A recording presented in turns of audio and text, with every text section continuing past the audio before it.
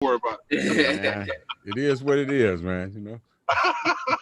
it. Man, this is so dope. So dope to be back. Y'all see we got some extra faces on today. Like y'all see y'all got real churchy on y'all on today. You know, this is what we doing. But welcome back to the zone, man, where y'all know what we do. All we do is create because we created by the creator, and we collaborate because collaboration thrives creativity. And today is time for Let's Talk with Robert Vaughn. And y'all see we got some guests. I'm excited because this conversation is well needed, especially for where we are today and what we have. And I think it's super dope to have who we have on here and why the people that we have on here are on here. It's super dope to see for and I feel like, I mean, it's my show, it's my platform, so I can say this. We have 4 Black men that are on here that are from different demographics, from different age brackets. This is super dope, and I think this speaks a lot. And it's going to be a powerful, powerful, powerful show. So I'm super excited.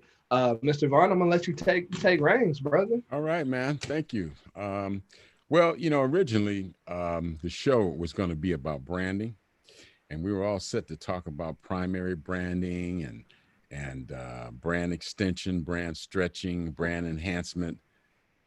But a lot of things have happened over the last 2 weeks, and we kind of felt that we should address things that are relevant, very relevant to what's going on currently in the world.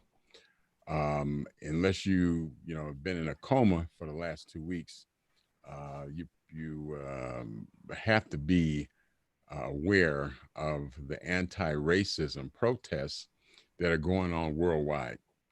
I know a lot of times, we're in our city, we're in our state, we're in our country, but sometimes events kind of take over, and the momentum of events, things build, and then there's something that just kind of kicks it off. Mm. And I think, this is what happened. And, there are protests going on all around the world. I just talked with somebody from Australia today and said that they have a Black Lives Matter movement in Australia because they discovered that 400 indigenous Australians have been killed since 1990 by the police, and not one policeman has ever been charged. Wow. 400 killed in the custody of police. Heard the same story from London, from Paris. Spoke with a young lady in Chile. It's a very similar story. Indigenous people getting killed by law enforcement. So this is a worldwide phenomenon, and I think it's kind of come to a head, particularly in the United States, because like it or not, us in the U.S. we're sort of we're world leaders, whether we like it or not, and that's why, when our economy goes in the dump, the world economy goes in the dump, and that's kind of what's happening now. And if there's no leadership here, then there's no leadership anywhere. And because there is a leadership vacuum now, you see China and Russia stepping in. So, I'm for one, am really, I don't want to say I'm happy to see what's happening, but in a way I am, because I think sometimes things kind of wake people up, and things that have been going on for 300 or 400 years, eventually they come to a head. And I think that's what's happening now. Um, just today, the Minneapolis City Council voted to disband the police department because they were so awful, they were so bad that they didn't feel they could reform them. So they're going to start from scratch and develop a new model for safety forces. And I just want to mention that modern day police departments in this country are sort of a remnant. How they started was um, in the South, you had slave catchers, and that's sort of how the police departments started. You had the cavalry, which is U.S. government, then you had slave catchers. And with the advent of the Jim Crow laws, they said, well, if the slaves can be free, but we're going to put these laws in so we can still arrest them anyway. So they put a lot of Jim Crow laws in, like you couldn't look a white person in the eye. You couldn't, you had to sit in the back of the bus. These were actual laws that you could go to jail for. And so this whole model of policing is sort of the same model now that we had in 1866, 1870. Um, you have, police departments now with tanks. They'll take a tank to go bust somebody's house down to bust them for marijuana. And to me, that's just, it's like crazy. And I personally think the worst person you could have as a policeman is somebody from the military that was in a war, because this is not a war.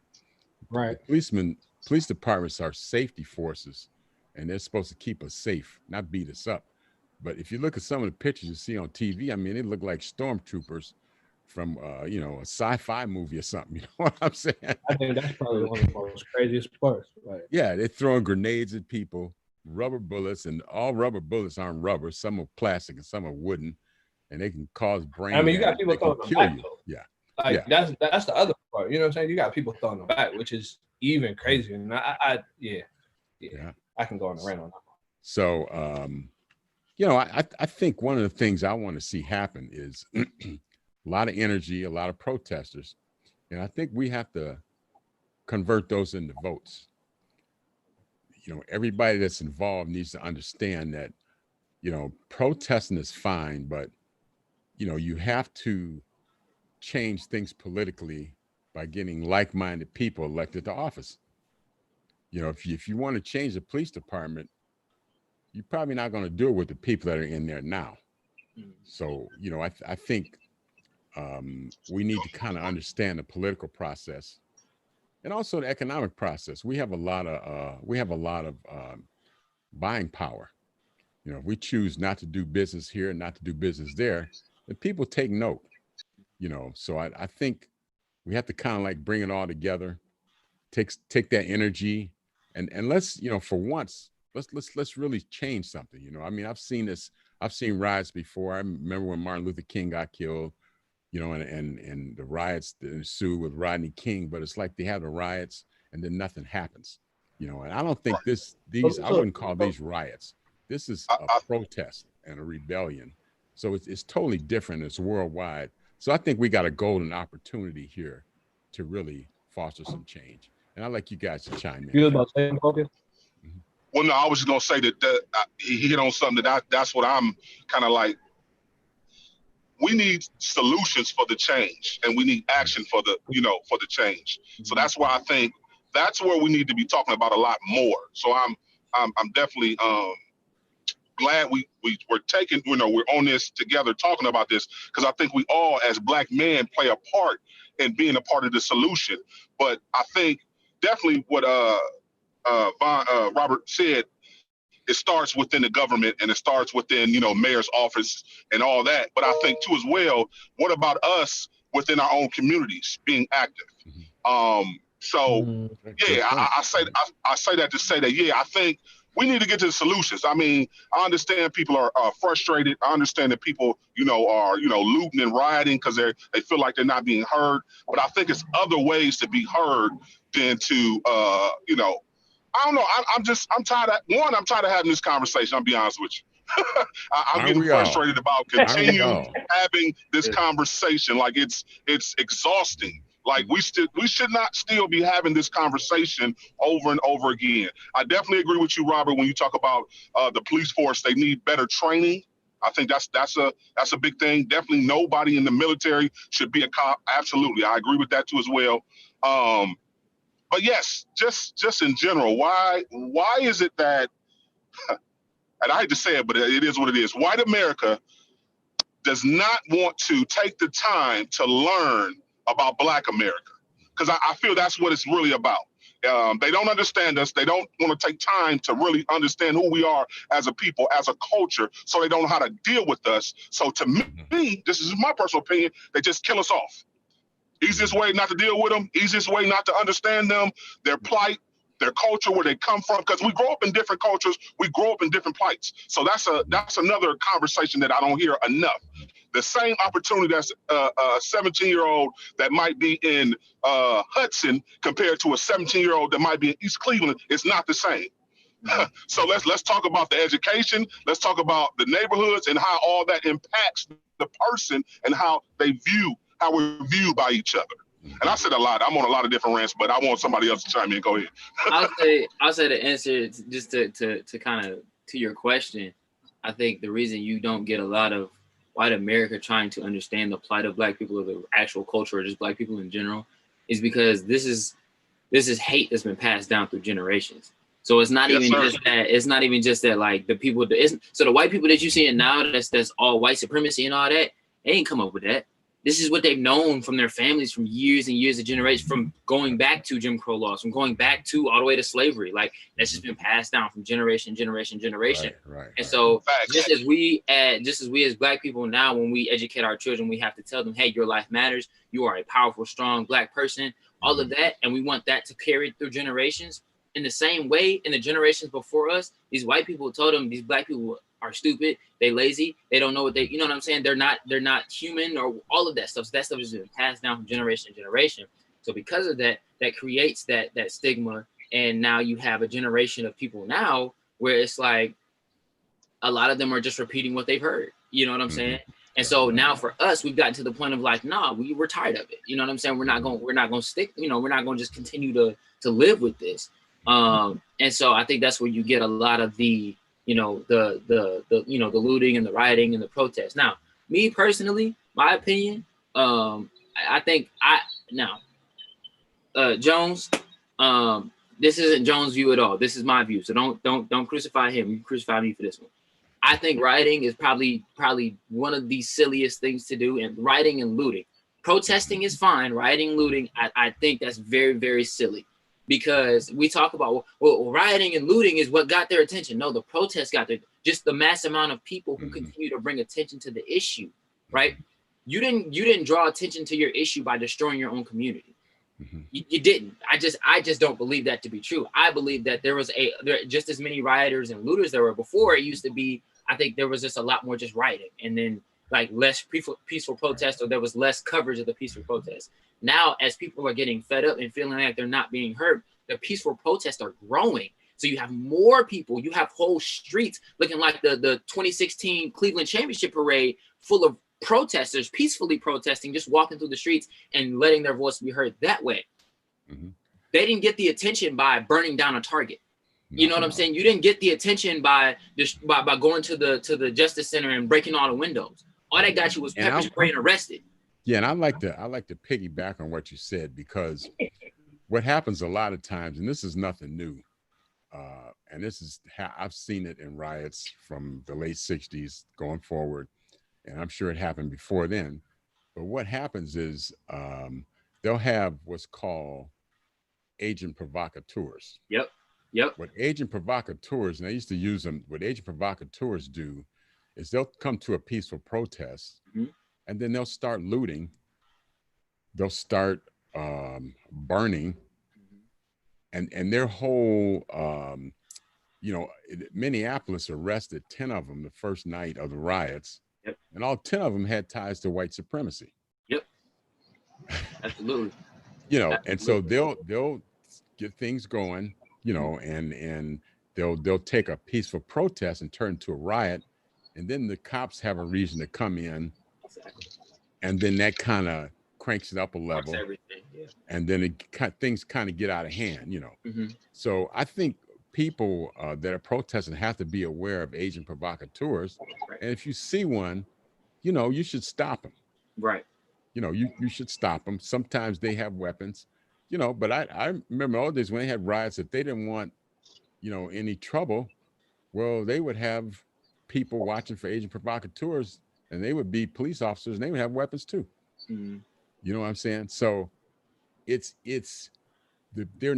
want to say that Black people are rioting and tearing things up because it makes it easier to crack down with the police.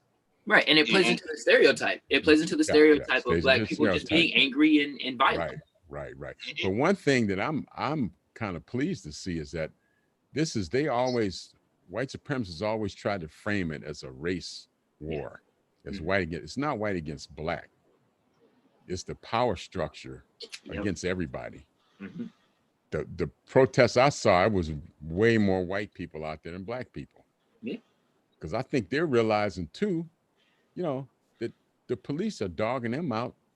They may not kill them the way they kill us, but they're realizing too that, you know, the society, things can't go on as they are, you know, and they have to be changed, you know. So definitely, I think that's really key. That you like you said, it's the power structure versus everyone else right now. And I think, you know, like you said, there's been a lot. I've seen a lot of just non-black people who have been at these protests, who have been in support of black people in general. Like I'm watching in other countries where they're doing full on, you know, like you mentioned before, they're doing full on Black Lives Matter protests and all of that. So I think it's definitely a matter of the power, you know, basically the kind of the powers that be versus everybody else, because they're realizing, wait a minute, like y'all just killing these people like this, and it's not a problem. Yeah, it's something wrong. Y'all got way too much power if y'all can just do that. See, you know? It's a whole. It all goes back to, you know, the whole philosophy. Slavery times. Yeah, exactly. And that was slavery times. It's all about capitalism. Yep. You know, before capitalism was based on labor, and they found a way to monetize labor. They say, well, we'll just sell you a slave and he'll just work his whole life. You don't have to pay him. So after slavery went away, they say, well, we don't have slavery, but why don't we just pay him, you know, $7 an hour?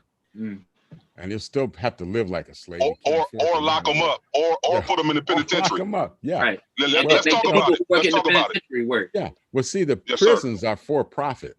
Yep, exactly. Most of the prisons are for profit, and then a lot of the, and I'm just going to put it out there, and you know, you can look it up if you want, but a lot of the hip hop music helped fill the prisons. A lot of the gangster rap, it glorified a lot of the, you know, a lot of things help fill the prison. You must have been tuned into the fix or something. You've been tuned into the fix. I'm sorry.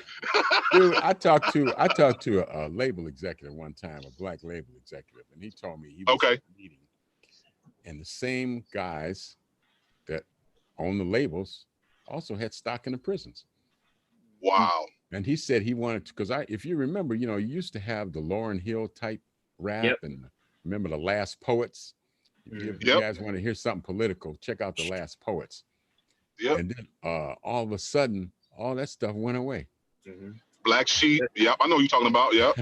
Introduction to gangster rap with NWA. All those positive images went away. And now you got, you know, chicks, 300-pound chicks on stage showing their ass. And that's what they're telling the young black girls they should aspire to. Or they, you know, ex-strippers, they used to get guys drugged and rob them. And they make them stop. He just did 300-pound chicks on stage. He did say that. She 300 pounds. Don't act like she ain't. She is. I mean, come on now. You saw her. Yeah, let's not play. Ain't no. Everybody know who she's talking about. Everybody knows. Stop it. Sometimes I can be too plain spoken for a lot of folks. No. I'm glad you kept it real, because you sound like me. That's how I would have kept it 100 at basketball games with her crack all out. Yeah. I mean, yeah. And then somebody like Lauryn Hill, no, they don't want her on TV. Nope. You know what I'm saying? And so see, it's up to us to change that whole image. We didn't have to accept them images of an ex-stripper that's drugging guys to rob them. That's not nobody we should be putting up, you know. And see, and music too. See, music plays an important role in society.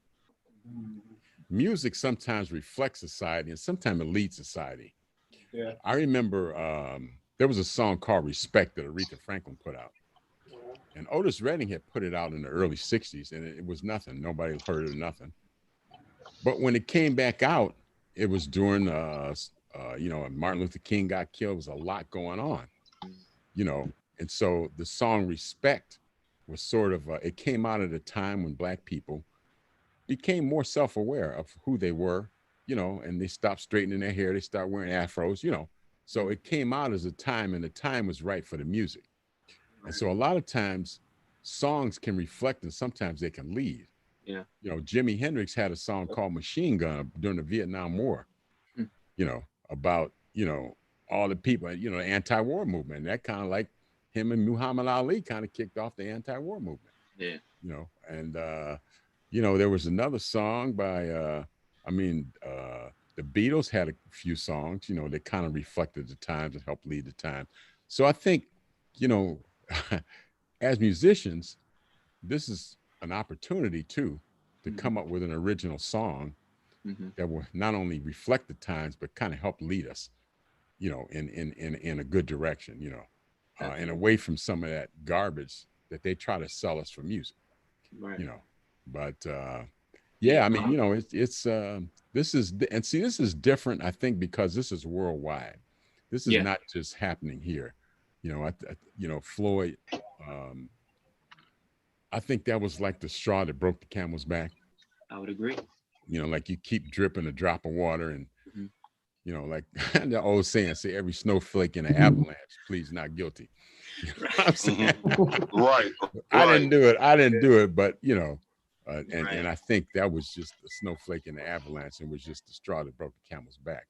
And I think it's a reason I feel it's different is because it's worldwide, and it's black versus white. The police are one. That's one part of the equation. The police killing people, and the police merely are enforcers for the powers that be. That's all they are. They're just enforcers for whoever's in power. Right. So I think that's an important part of the equation. But if you look at capitalism, like I was saying before, it was like labor was monetized. And because people were getting hurt, they had child labor. They came up with child labor laws, and they came up with unions to make sure people got paid a fair wage. Well, labor is not so much monetized like it used to be. Where the money is being made now is in what's called surveillance capitalism, is where data analytics is used by companies such as Google and Facebook to not only know what you want to buy, but to steer you in a direction to create revenue for anybody that's willing to pay. And it's so effective. I mean, Obama was the first one to really use data analytics in his campaign. That's why he made the statement. He said, yeah, I won twice. He said, if I ran again, I'd win again. Because his team was the first one to really develop a political model for data analytics. And Trump used it too with Cambridge Analytica. They got information from Facebook and used data analytics to move people in a certain direction. And they can not only now advertise something that they know you want to buy. What they're doing now is they're trying to make you buy things that you may not even want. Yeah. And the first experiment to do that, I'll just say it, was Pokemon Go. Pokemon Go was an experiment to Talking see about if they the could. phone game? Yeah. Pokemon Go was an experiment to see if they could actually not just make you want to buy a product, but if they could actually deliver a person to that store. It was a program that the CIA used first called Footfall, and they got rid of it. So Google said, "Oh, we can use this," and I didn't know that. Yeah. So Pokemon Go was an experiment to they could tell companies that not only can I make Azaria want to buy this jacket, but I can send him to the store.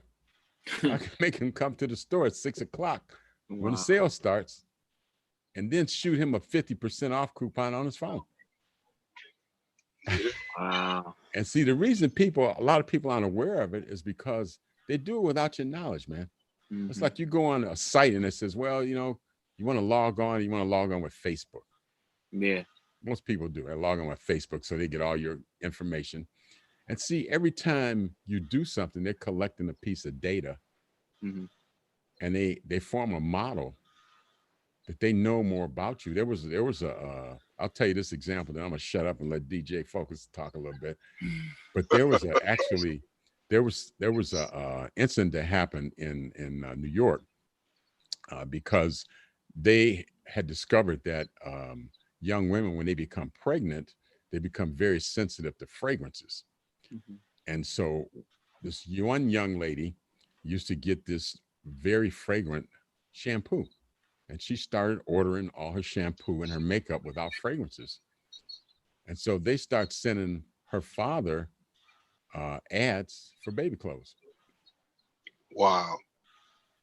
Wow. And he said, well, I don't have a baby. Nobody's baby. And she didn't even know. They knew she was pregnant before she did. And this is a true story. You can look it up. Mm. They knew she was pregnant because of data analytics before she did. Wow. That's crazy. That's really crazy. That is. So my point is that, you know, we had monetized labor before. And now what's being monetized is information and technology and intelligence.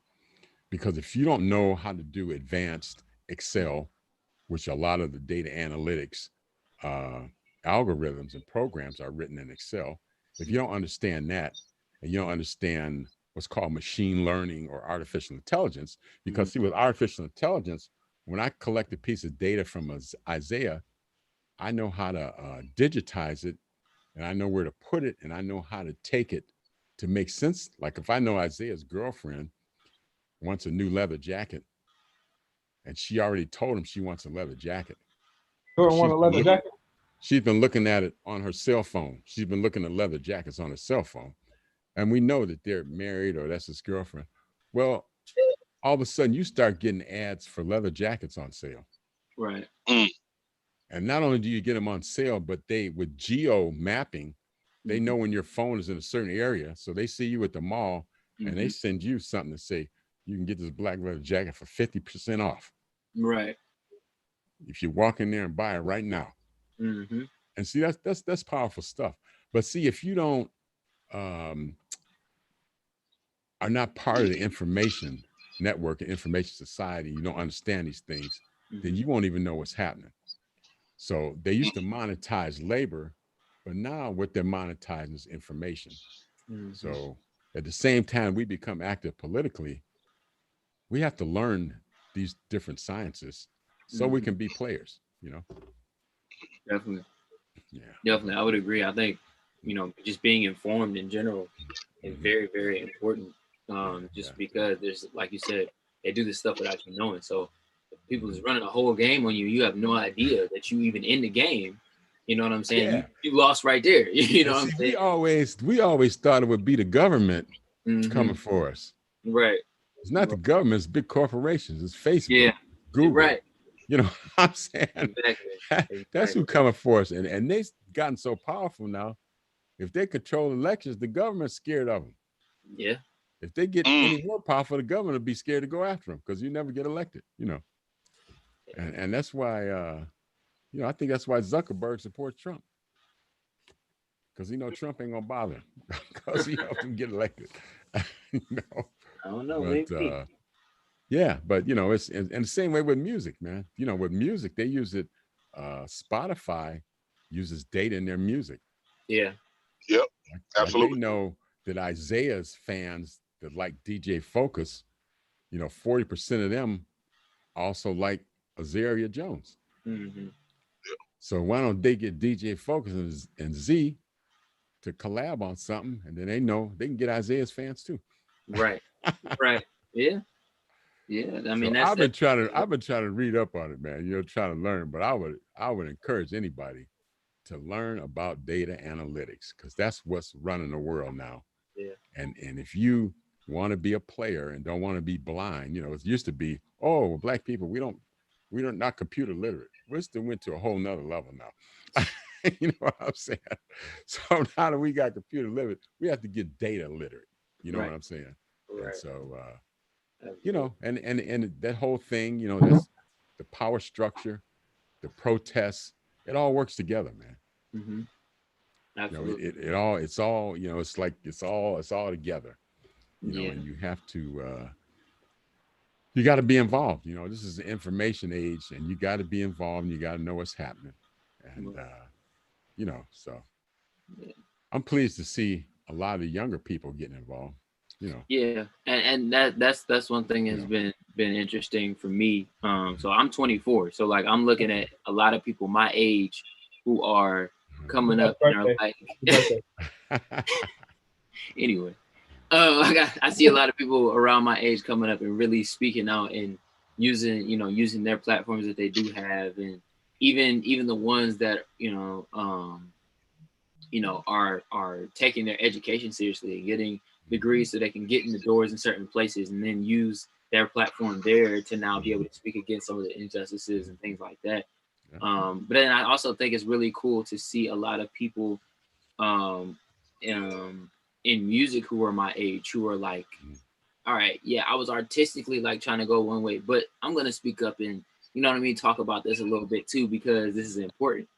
So I think that's also a really cool thing, which makes you think of just what you're talking about and how much music affects the times and kind of can lead the times in some respects as well.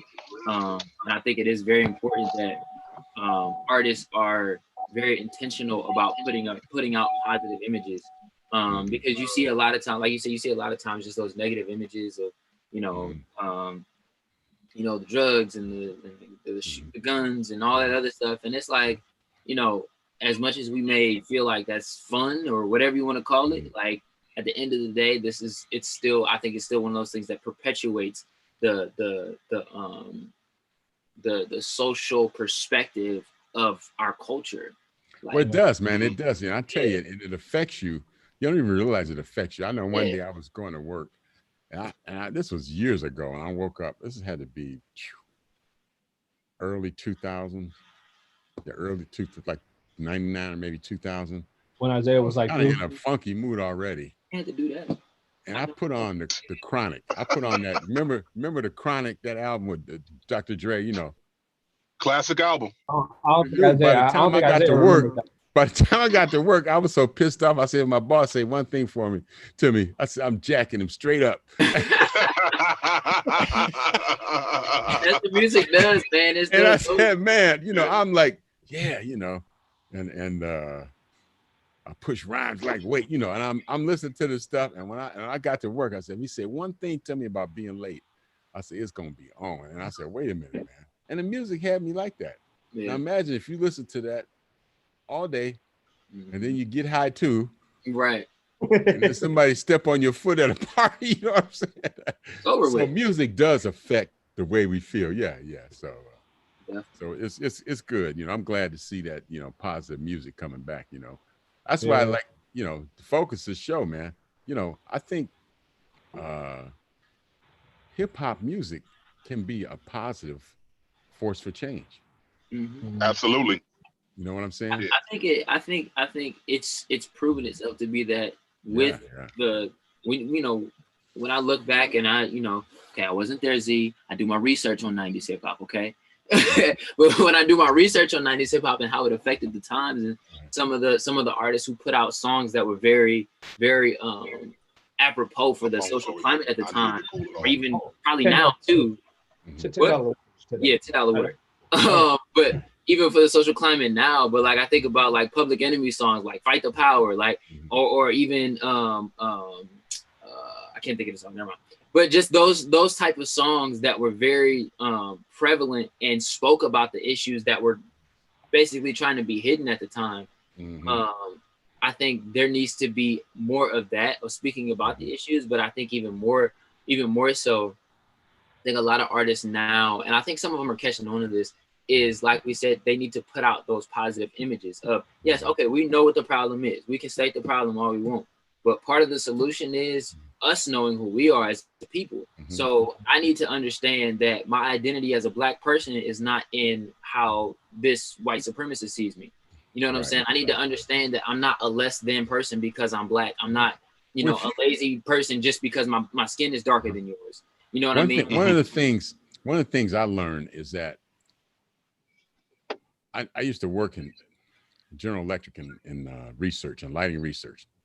And one of the things I found out is a lot of inventions that we use today were invented by Black people. Absolutely. Whole lot of them. If you ever Google inventions by Black people, like Nintendo, the cell phone. I mean, it's like it's important stuff. I think you'll never know that unless you go ahead and research it. But I mean, there's no way I could think that I'm not that bright after, like I think I saw some about I think It was a black person that like invented like the toilet. Like it's even stuff even to that, like, Oh yeah. you know what I mean? To that degree of like stuff that The you street would light, never even think about. Yeah, street light, all of the that. gas mask, blood plasma. I mean, and it goes on and on. Yeah. But we didn't get credit for it. So that's why, you know, I believe in ownership. You know, not only should you own your masters, but you should own your company too. Yeah. You know, because the difference between I had a guy from London told me, he said, you know, the difference between me and you, he said, I said, what? He said, you just want to get by. He said, I want to be filthy rich. He said, the way you do that is you got to be an owner. He said, you can't work for nobody, you know, which was a little extreme, but I kind of got the point, you know. Yeah. You have to, if you want to be a shot caller, and it goes with politics too, you got to be an owner. Yeah. You know, you got to be an owner, you know, and you know, that's where we are. And hopefully, well, not hopefully, but I think we got to go to the next stage now. You know, Yeah. we protested. Now, what's like Focus said, what's the next stage now? You know, I've seen a lot of people who have put out petitions to start to help get laws changed, which I think is helpful as well. Yeah, yeah. I think, like we talked about before, I think turning those protesters into voters, and not just like voters for the presidency and voters for national government, but voters for your city government, voters for your, you know what I mean, your local community government is the important part, because that's where the change starts. Because if one community decides, okay, we're going to vote out all of the corrupt people, we're going to vote in some people who are good, and now that community begins to rapidly change, it's going to be hard not to notice that amongst a lot of corrupt communities, you know what I'm saying? And that begins to grow the movement. And then from there, you'll start to see. And then it's like, here's the thing, is that once you get one bright spot, like all of the other crap around it, like really looks bad. You know what I'm saying? Like it's like when you have one thing that looks a lot better than everything else, like everything else that was like average before is like, okay, no, that's really, really bad. So if you get one community that starts to overturn that racist, the racist overtone in the community, and now you starting to see, like, I even think about Black Wall Street, like that became too bright of a light, and so white supremacists came and burned it down. You know what I'm saying? So when you create that bright light within one community, and they're like, oh no, they're thriving. Now you really got this thing popping. Now either you have a choice to make, other communities have a choice to make. Either I figure out how to get to their level, or I figure out how to destroy them.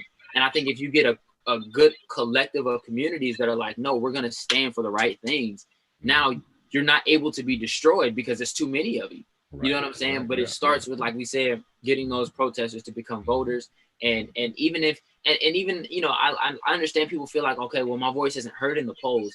It's like, I mean, even if that's the case, like, even if that is the case, it's like, why not take the chance and check off every box possible? You know what I'm saying? The mayor of Atlanta won. She beat a Republican by 700 votes. Wow. Killer Mike and T.I. got behind her. Yep. And they brought a lot of people to the table. And she's mayor today because Killer Mike signed on. Exactly. Now there's an example of hip hop. And she's done more for that city. And she's doing more now, you know, for that city. She's more than capable. I mean, I remember her dad, Major Lance. He was a major R&B artist. That was her dad, Major Lance. He had a few hits. But, I mean, she won by 700 votes out of hundreds of thousands of votes. So when you think your vote don't count. Right. Right. I'll tell you right there. I'll tell you right there. Yeah. There's another young lady who's, she's a judge in one of those programs. She's from Cleveland Heights. I forget her name. God. But she won a judge seat in Cleveland Heights by 3 votes. Wow. Because she won a judge seat, she was able to get a TV show. And probably, you know, $100 million later because of 3 votes. So every vote does count, you know. Yeah, absolutely. Yeah. So that's perfect, man. Well, we gotta continue this conversation. I think the biggest takeaway from this is continue the conversation, but continue the conversation with action behind it. You know what I'm saying? Like, I think the best thing we can do as just people, and specifically Black people with a voice, because let's just call it what it is. Everybody on here right now has a voice. Is continue to push this generation, this culture, us as people to do what we're saying. Like, take those action steps. Let's get out and vote. Really continuing that conversation. Like, hey, yes, the problem sucks. You know what I'm saying? I'm a Black man, and I feel eerie going downtown, or I feel eerie when a cop drives past, or I walk down the street and I see a cop driving past. I feel eerie because of the times that we're in, but that doesn't change the fact that that doesn't scare me away from voting. That pushes me to See, we gotta change it. It's up to us to change it. And I think what might be a good exercise is maybe we reconvene this same group in a month, and let's each do something concrete. Yeah. Come back and say, well, hey, after our conversation, this is what I did. This is what I did. And let's do something concrete, and maybe it'll catch on. And other people can start doing it. I think that's the biggest thing. I love what everybody said today. I think that's the biggest thing is us empowering ourselves and realizing the power that we have within ourselves, and also connecting with other people of color, and really enforcing what we need to enforce. Because I do believe it starts with us. If we build and we continue to put stuff in together, structure stuff properly, make sure we're doing our part, going to the voting booths, make sure we're doing our part.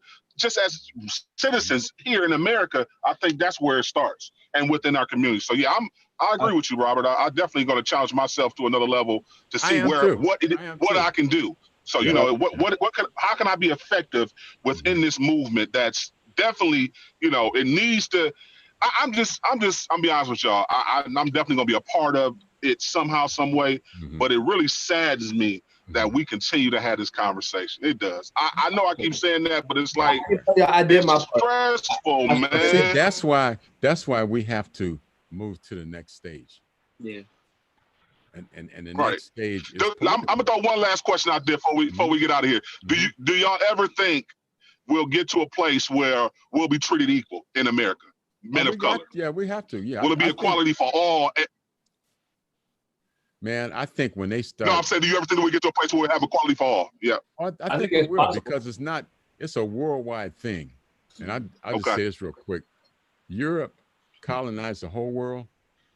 Yep. And it's over, man. The gig is up, man. They fought, they fought every little country in Africa, everywhere. They had colonized India. They already had that fight. Hong Kong. They went back to China. And see, this whole thing is over, man. Okay. And America was built, on the proposition that, all men are created equal, and it's made up of people from everywhere. This is the only country you can come and be an American. You can't go to China and say, hey, I want to be Chinese. They say, okay, raise your right hand. You can't be Chinese, So this country doesn't belong to no one person. Yeah. You know what I'm saying? Right. It belongs to everybody. And then you have to, from time to time, you have to stand up and stake your claim, and not just protesting, but we got to go to the next step, which is political, Right. Because you can achieve things politically that you can't achieve with weaponry. Absolutely. True. Absolutely. Definitely know we need to get some of these laws changed. Definitely. Yeah, that's right.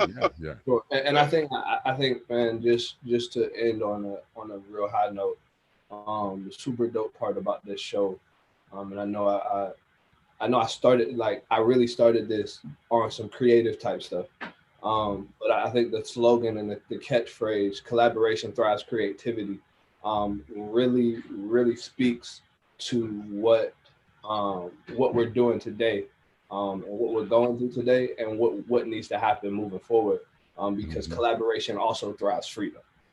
That's right. So we really got to stand together. We really got to band together. We really got to unify, because unity is going to be the key to freedom that we need.